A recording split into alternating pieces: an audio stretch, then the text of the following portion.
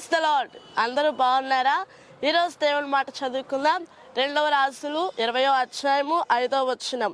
యెహోవా నీకు సెలవిచ్చినదేమనగా, నీవు కన్నీళ్లు విడుచుట చూచితిని, నీ ప్రార్థన నేను అంగీకరించి ఉన్నాను, నేను నిన్ను బాగు చేసేదను. ఎటు చూసినా పరిస్థితులన్నీ తారుమారైనట్లు అనిపిస్తా ఉన్నాయా? అనారోగ్యంతో బాధపడతా ఉన్నావా?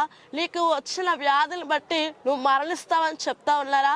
ఏమాత్రం భయపడద్దు. ఆనాడు హిజ్కియాకు కూడా మరణకరమైన రోగం వచ్చినప్పుడు దేవుడిని యెహోవా వైపు తిరిగి మొరపెట్టినప్పుడు దేవుడు అద్భుతంగా ఆయన నోరు తెరిచి పలుకుతా ఉన్న మాట ఏమనంటే, నిన్ను స్వస్థపరుస్తాను, నేను బాగు చేస్తానని దేవుడు చెప్పి 15 సంవత్సరాల ఆయుష్ని ఆయనకు అనుగ్రహించారు.